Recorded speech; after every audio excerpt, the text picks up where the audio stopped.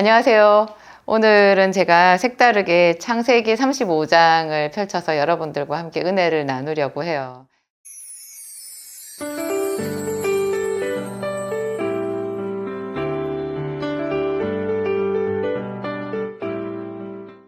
오래전에 창세기를 하다가 지금 한참 공백이 있었는데요.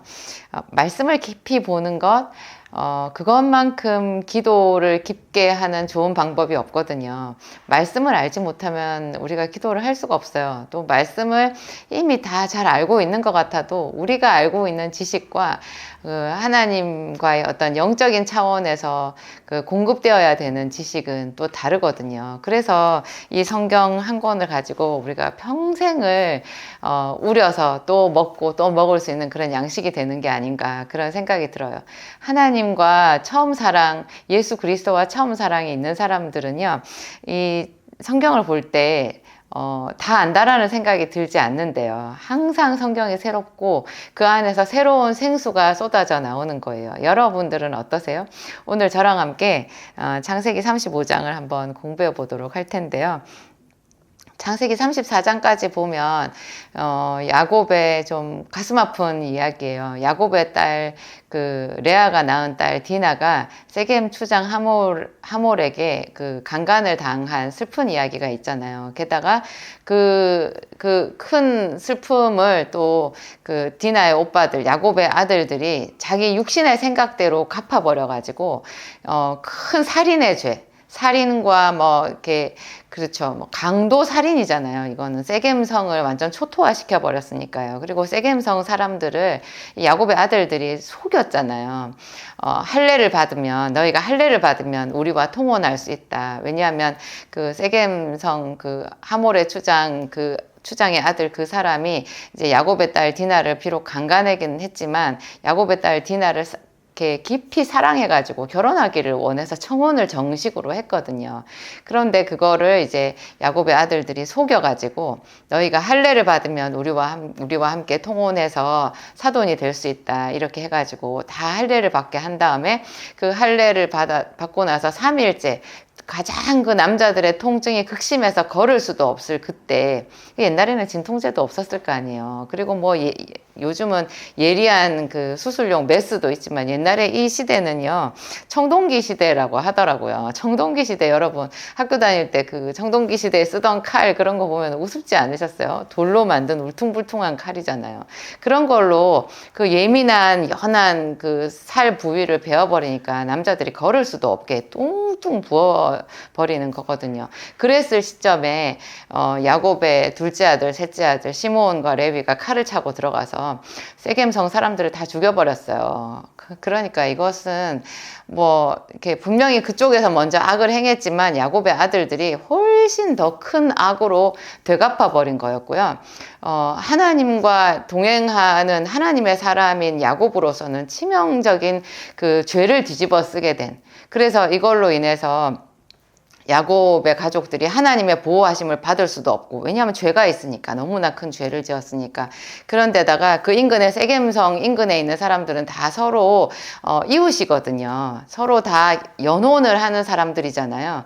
그 사람들이 이 야곱의 족속들을 가만히 두겠냐고요. 그냥 그 사람들은 다 부족 국가를 이루고 있고 야곱은 그냥 한 가정에 불과하잖아요. 물론 이제 야곱이 부자니까 또 군사들을 살 수 있다고 해도 참 그렇게 해서 칼을 차고 싸우는 것도 말도 안 되는 거고, 야곱이 너무너무 큰 위기에 직면한 거죠. 모든 면에서 신앙적인 위기, 심령의 고통, 또 딸은 강간을 당했죠. 아들들은 살인자가 되었죠.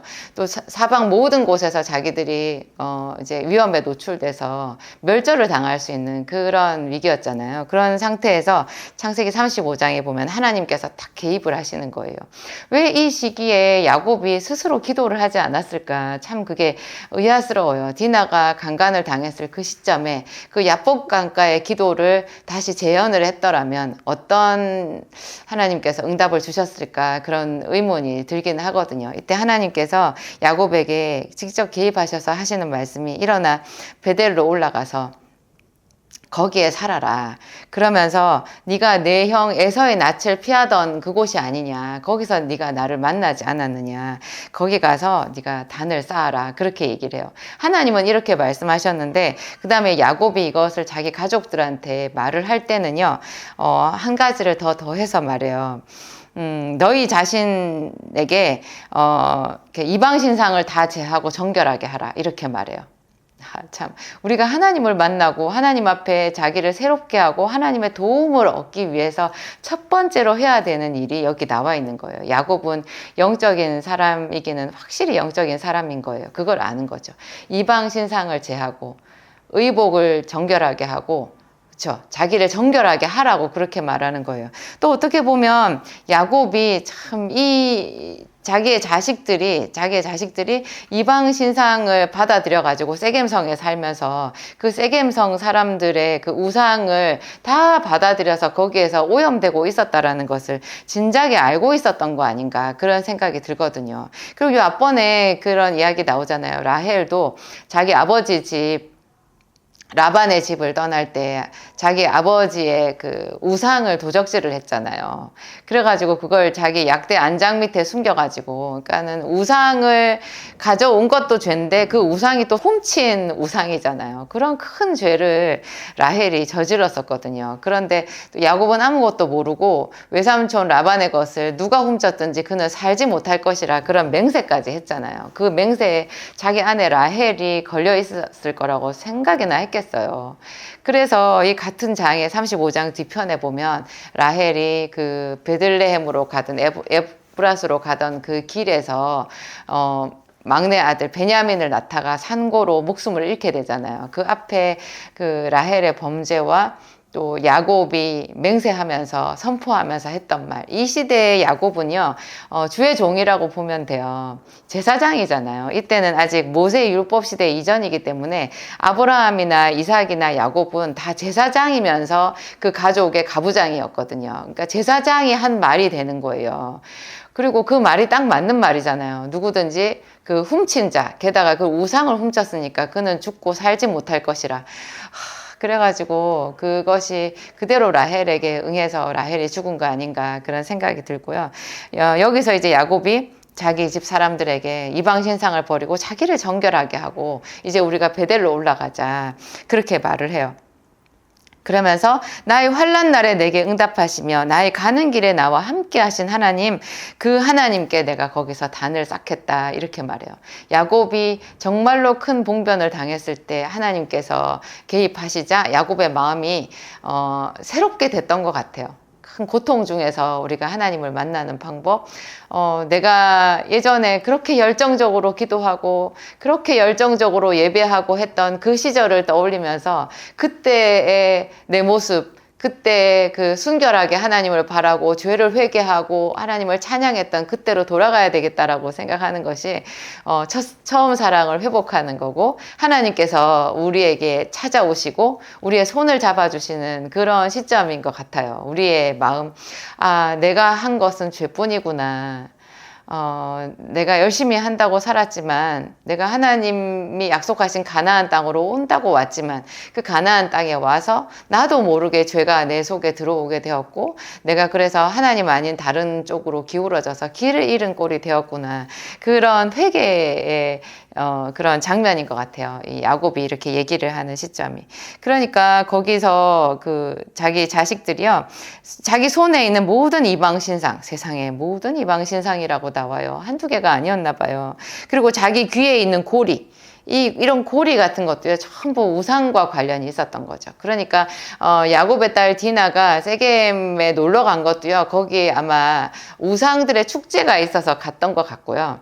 거기서 막 어울렸다라는 것 자체가 벌써 그 우상의 재물을 먹고 거기서 그 우상의 영적인 그 통치 아래로 즐겁게 들어가서 거기서 놀다가 봉변을 당했다라는 그런 판단이 들기도 해요. 우리도 이 세상에 있다 보면 그렇지 않나요? 세상이 온통 다 타락했으니까 우리가 조금만 이렇게 생각을 좀 놓치게 되면 어느 순간에 우리는 세상에 물들게 되고 하나님과 거리가 멀어지고 그래서 죄가 들어오고 여러 가지 어려운 일들이 생기는데 막상 그런 일이 생기면 우리는 또 그래요. 아, 하나님께 열심히 예배했는데 나한테 왜 이런 일이 생겼냐. 그렇게 말하는 거죠.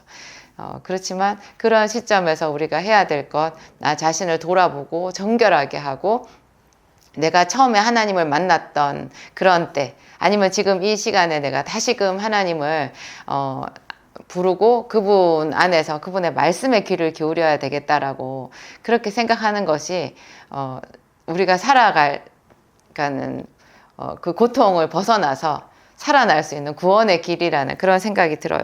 그랬더니 하나님께서 놀랍게 역사해 주셔가지고요. 사방 모든 고울들에게 큰 두려움을 주셨다라고 그렇게 나오거든요. 하나님은 눈에 보이게 역사하기도 하시지만 보이지 않게 그렇게 사람의 마음에 역사하셔서 그렇게 보호하심을 나타내는 것 같아요. 우리가 이렇게 세상에서 환난을 당하는 것도 또 사람들에게 미움을 받는 것도 결국은 그 모든 환경에 역사하는 어떤 힘에 의한 거잖아요. 하나님께서 그런 것에 은혜를 주시면 우리가 미움받을 수밖에 없는 그런 상태에서도 오히려 사람들한테 긍휼을 얻고, 그래서 내가 가장 약할 그때가 내가 오히려 강한 때라, 이런 고백이 나올 수 있는 건 것 같아요. 야곱이 가장 약하고 고통 속에 있었지만 하나님께서 하시는 말씀에 바로 순종했을 때, 그리고 자기 자신을 정결하게 하라고 하고 그 자녀들도 거기에 순종했을 때 하나님께서 천군과 천사들을 보내주시고 보호해 주셨다라는 것. 그래가지고 이제 베델로 올라갔잖아요. 이 베델에서 하나님께서 이제 야곱을 만나 주시는데요. 여기에 보면 9절에 보면요, 이제 야곱이 밧단 아람에서 돌아오며 하나님이 다시 야곱에게 나타나서 그에게 복을 주시고 이렇게 나와요. 밧단 아람에서 돌아온 것은 사실 한참 되었거든요. 돌아와서 그 형 에서와 대면했었고, 그리고 돌아와서 세겜성에 장막을 쳤던 거잖아요. 근데 돌아오긴 돌아오는데 정말 제대로 된 그 지점에 돌아올 때까지는 돌아온 것이 아니라는 것을 여기서 엿볼 수 있어요. 하나님은 야곱이 베델로 오기를 원하셨던 것 같아요. 가나안 땅도 여러 곳이 있잖아요. 우리가 신앙생활을 해도 신앙생활에 그 타입이 여러 타입이 있지 않나요? 정말 하려고 하면 100% 순종하고 내가 있어야 될 자리에 완전하게 찾아 들어가는 그것이 제대로 된 복을 받는 길인 것 같아요. 제대로 하나님과 소통하는, 하나님의 백성으로, 하나님의 자녀로 살아가는 그런 거죠. 어정쩡쩡하게 타협해 가면서 그렇게 내가 편한 곳에 머물러 있는 것은 순종이 아니고 돌아온 것이 아니라는 그런 아찔한 생각이 드는 거예요. 여기서 밧단 아람에서 진작에 돌아왔는데 여기서 돌아왔다라고 얘기하는 거죠. 야곱이 베델에 정착했을 때, 베델에 가서 거기서 하나님 앞에 제단을 쌓으려고 할 때, 그때 성경에서 말하기를 비로소 밧단 아람에서 돌아왔다는 거예요. 이제 돌아온 거라는 거예요. 그래서 그곳에서 하나님이 야곱을 만나 주셨다라는 거죠. 이 베델은 정말 특별한 곳 같아요. 그 베델이 예전에 야곱이 자기 형의 낯을 피해서 자기 집에서 떠나서 외삼촌 라반의 집으로 가다가 중간에 유숙했던 곳, 밤을 맞아서 유숙했던 곳이 베델이었잖아요. 이 야곱은 자기 아버지 이삭의 아들이었고, 이삭은 굉장히 거부였잖아요. 그러니까 귀공자였다고요. 그리고 야곱은 본래 집안에서 어머니와 함께 이렇게 있기를 좋아하는, 그래서 주방에서 팥죽도 끓이는 그런 온순한 사람이었잖아요. 자기 형 에서는 사냥을 좋아해서 들 사람이고, 근데 집안에서 있기를 좋아하는 온순한 사람이고 귀공자 같았던 이 야곱이 자기 형의 그런 어떤 칼날을 피해가지고 자기 형이 분노를 해서 야곱을 죽이려고 했잖아요. 그런 그 분노의 칼날을 피해서 도망을 간다라는 것도 무서웠지만 이제 처음으로 노숙을 하는 거잖아요, 밖에. 그리고 그때는 뭐 치안이 있었겠어요. 들짐승도 그냥 있었을 거고, 야곱이 굉장히 두려웠을 거라는 생각이 들어요. 근데 그때가 사실은 하나님을 만난 시점이었거든요. 그리고 저는 제가 성경을 그 부분을 처음 읽었을 때 왜 야곱은 자기 형한테 그냥 잘못했다고 하지, 그냥 내가 형을 속이는 건 아니었던 것 같아, 이게 아버지의 축복을 내가 가로챈다고 했지만 그냥 형이 도로 가져가 이렇게 하면 되지 않나, 그런 생각도 했었는데요. 그것은 이렇게 수가 낮은 제 눈높이에서 했던 생각이었던 것 같아요. 형에서는 정말로 장자의 명분을 하나님과 소통하는 어떤 그런 영적인 부분에서 전혀 생각하지 않았고 하찮게 여겼고, 그 장자의 명분을 아버지의 재산, 아버지의 명예를 자기가 물려받는 그런 어떤 육신적인 시각으로밖에 볼 줄 모르는 그런 사람이잖아요. 그런데 야곱은 에서와는 정반대로 자기 아버지가 주는 그런 유산이나 그런 명예나 그런 거 다 포기해도 하나님께로부터 오는 제사장적인 직분, 하나님과 소통하는 그 영적인 차원에서의 장자의 명분을, 그거를 사모했던 거예요. 그러니까 이 두 사람이 생각하는 장자의 명분이 사실은 완전히 다른 거죠.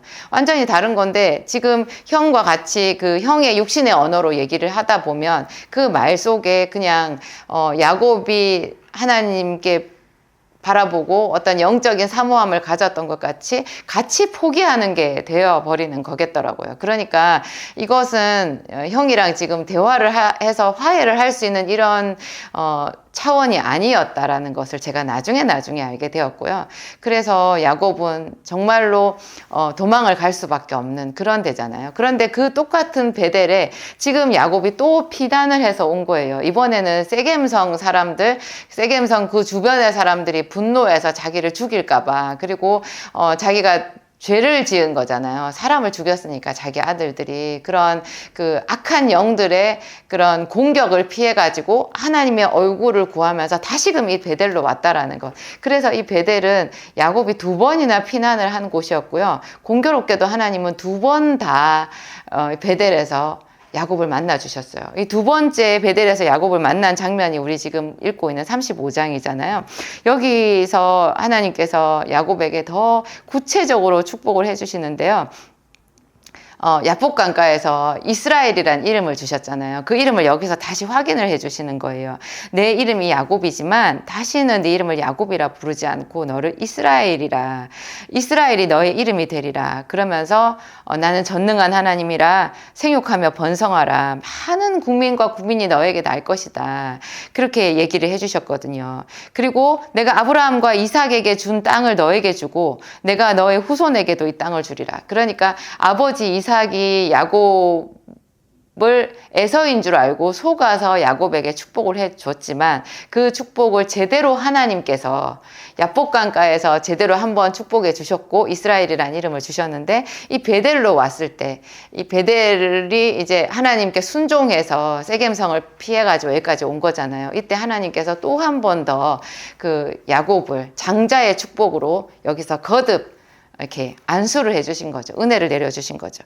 그리고 그 다음에 13절에 보면 깜짝 놀라는 구절이 있어요. 하나님의 그와 말씀하시던 곳에서 그를 떠나 올라가시는지라. 첫 번째 베델에서는요, 하나님이 꿈에 야곱을 찾아오셨잖아요. 2번째 베델에서는 야곱과 더불어 말씀하셨대요. 세상에, 마주보고 얘기를 한 거예요. 그렇게 얘기를 하시고 그 말씀하시던 곳에서 올라가셨다라는 거예요. 아브라함의 이야기를 읽을 때도 보면 하나님이 아브라함한테 얘기를 하셨는데 나중에 보면 그를 떠나 올라가셨다, 그런 구절이 나오거든요. 그래서 와, 아브라함과 하나님이 서로 얘기를 했구나, 친구처럼 얘기를 했구나, 나의 벗 아브라함이라고 하시더니 그렇게 얘기를 했구나. 그런데 여기 야곱에게도 세상에 베델에서 그 정도로 야곱이 마음이 피폐했던 것 같아요. 정말 많이 피폐해졌던 것 같고 특별한 하나님의 어루만져 주심이 필요했던 그런 시점이었던 것 같아요. 그래서 하나님이 얼마나 야곱을 긍휼히 여기셨는지 꿈으로 말씀하시지 않고 직접 나타나셔서 이렇게 말씀을 해주시던 거예요. 그러니까 야곱이 너무나 감복해서 14절에 보면 하나님이 자기와 말씀하시던 곳에 기둥을 또 세웠대요. 예전에는 자기가 돌베개 하던 그 기둥을 세우고 거기다 기름을 붓고 서원했잖아요. 하나님, 나를 이곳에 편안하게 다시 돌아오게 하시면 내가 이 돌 기둥 여기다가 하나님의 성전을 짓고, 그리고 내가 11조를 하나님께 드리겠다고 그렇게 서원을 했었거든요. 근데 이번에 여기서 야곱이 자기에게 하나님이 나타나시니까 다시 또 제단을 쌓는 거예요. 그래서 우리가 반복해서 하나님께 예배를 드리는 거 아닌가 그래요. 예배라는 거는요, 어떤 사람은 그래요. 뭐 주일마다 예배 드리면서 뭐 그 주일 한 번씩 빠질 수도 있지. 무슨 결혼식도 안 오고, 뭐 그 회사 출근해야 되는데 그런 것도 안 하고, 참 그 신앙생활이라는 거 고지식하게 하네. 뭐 이렇게 유별나게 신앙생활을 하고 그래. 그렇게 얘기를 하잖아요. 저도 그런 소리 예전에 종종 들었는데, 지금은 뭐, 다 저 하기 나름인 것 같아요. 제가 완전히 주일은 하나님께 드리는 걸로 떼놓았잖아요. 저는 오후 4시까지는 움직이지 않거든요. 어디 나가지도 않거든요. 성전에 있고 하나님께 집중하는 것이 주일이라고 이렇게 생각하는데요.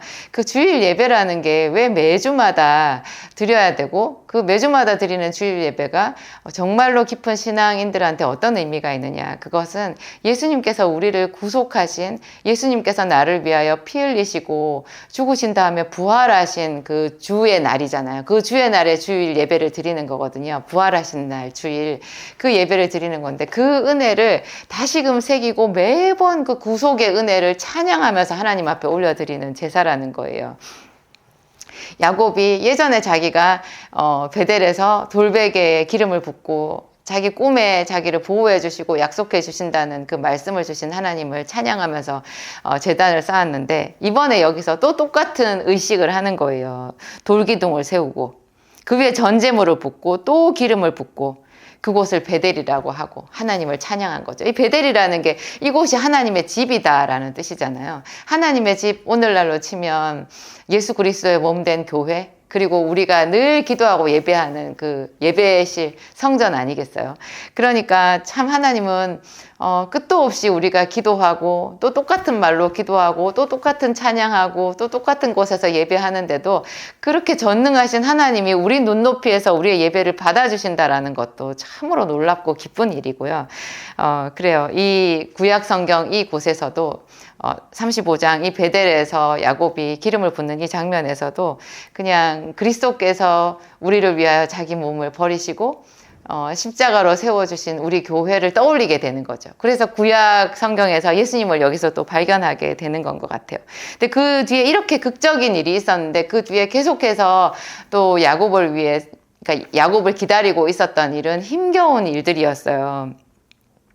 얼마 안 가서 이제 제가 아까 말씀드린 대로 라헬이 베들레헴으로 가던 그 길에서 이제 자식을 낳다가 베냐민을 낳다가 죽게 되었고요.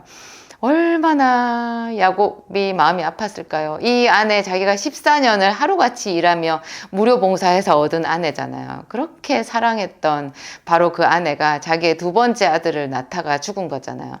야곱의 마음이 찢어졌을 것 같아요. 저는 왜 베델에서 가만히 있지 않고 떠났을까 그런 생각을 했는데, 나중에 35장 끝부분에 보면요, 야곱이 자기 아버지 이삭 의 집으로 가거든요. 그러니까 이삭의 집으로 가는 것이 최종 행로였던 것 같아요. 그래서 이삭이 180세에 이제 생명이 끝나잖아요. 거기서 죽음을 맞이하는데 자기 형 에서와 함께 자기 아버지를 장례 치르고 난 뒤에 에서는 그곳을 떠나서 이제 세일산으로 가고, 이제 아버지의 집 그곳에서 이제 터를 닦고 그곳에 눌러 앉아서 사는 사람이 야곱이 되거든요. 그러니까 베델에서 하나님께 제사했고, 야곱은 자기 아버지의 집으로 가고 있는 그 길. 그래서 베델을 떠나서 베들레헴으로 갔고, 이 베들레헴에서 기럇 아르바라고 하는 헤브론으로 갔다. 이제 그런 뜻이 되는 거죠. 그 가는 길에서 라헬을 잃었고요. 이 라헬이 죽고 또 그 자식을 낳다가 죽은 이것이 나중에 또 예레미야서에 나오나요? 예레미야서에 이 이야기가 나오고요. 라헬이 자식을 잃고 통곡하는 소리라고 나오는데, 창세기에서는 사실 자식이 어머니인 라헬을 잃은 건데요, 예레미야서에서는 라헬이 자식을 잃었다라고 그렇게 얘기해요. 그것이 나중에 신약에 와서 마태복음에 보면 예수님께서 베들레헴에 태어나셨는데 그 동방박사가 왔잖아요. 근데 그 동방박사를 통해서 유대의 왕이 태어났다라는 것을 알게 된 헤롯이 동방박사들한테 속은 줄을 알고 베들레헴 그 인근에 있는 3세 이하의 남자아이를 다 죽이라는 명령을 내리잖아요. 그때 그 베들레헴 지경 그 인근에 있었던 그 아이의 엄마들이 통곡하면서 울지 않았겠어요? 그것에 대해서 이제 그 구약의 예언이 성취되었다 이렇게 얘기하는데요. 하여튼 하나님이 그 야곱의 마음을 잊지 않고 생각해 주셨다라는 그런 느낌이 들어요. 저는 이 베들레헴의 어떤 베들레헴이 다윗의 동네고 나중에 그곳에서 예수님이 태어나지만 또 이곳이 야곱이 사랑하던 아내 라헬이 죽은 곳이고 그 야곱의 눈물이 있던 곳이잖아요. 그래서 하나님이 그러니까 신약에서 예수님이 태어나는 그 시점에서도 야곱의 눈물을 기억하셨다라는 걸로 저는 그렇게 해석이 되더라고요. 그리고 그 뒤에 또 너무나 가슴 아프고 참 부끄럽고 수치스러운 사건이 생기죠. 이제 야곱의 큰아들 르우벤이 결정적으로 큰 죄를 짓는데 바로 자기의 서모, 그러니까 야곱의 첩이잖아요. 그 첩과 통관을 한 거죠. 그래서 얼마나 이 부분에서 또 야곱이 부끄러웠을까 그런 생각도 들어요. 하여튼 그렇지만 야곱은 왜 하나님 나에게 이스라엘이란 이름을 주시고 그렇게 축복을 약속해 주셨는데 내 아내가 죽고 내 집에 이렇게 부끄럽고 수치스러운 일이 생겼냐 물어보지 않아요.